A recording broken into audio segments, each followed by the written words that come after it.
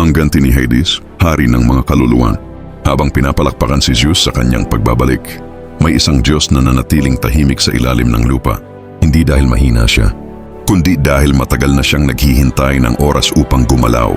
Habang pinapalakpakan si Zeus sa kanyang pagbabalik, may isang Diyos na nanatiling tahimik sa ilalim ng lupa. Si Hades, hari ng ilalim ng mundo, ay hindi nakialam sa digmaan ni Zeus at Ares. Tahimik, malayo, mapagmatsyag, pero sa ilalim ng Elysium, isang propesya ang gumising sa mga patay. Sa pagbabalik ng liwanag, bubukas ang pinto ng gabi. At ang mga kaluluwang nilimot ay babangon upang maningil na. Naglaho si Persephone sa kanyang tabi. Ang mga kaluluwa, nagiging ligaw. May puwersang gumagambala sa balanse habang abala si Zeus sa pagpapanumbalik ng Olympus.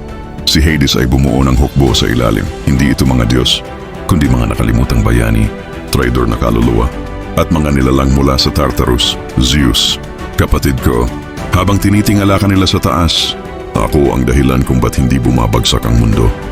Pero ngayong nawala ang balanse, bakit hindi ko na rin ito buwagin? Isang umagang walang araw. Dumilim ang Olympus, hindi dahil sa ulap, kundi sa pagtaas ng mga anino mula sa kailaliman. Lumaban si Hermes, nasugatan si Athena at si Zeus. Muling nakaharap ang kapatid niyang hindi tumawa, hindi sumigaw, pero may milyong kaluluwang sumisigaw. Sa kanyang likuran, Zeus, bakit mo ito ginagawa, kapatid? Hades, dahil habang lahat ay takot sa kidlat, ako ang nilimot.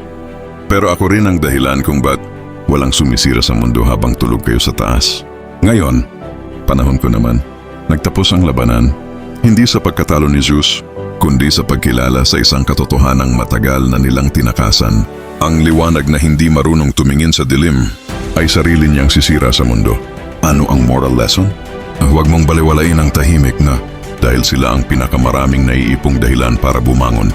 At ang respeto, hindi lang ibinibigay sa malakas, kundi sa matagal na tumindig sa likod mo kahit hindi mo siya tinitingnan.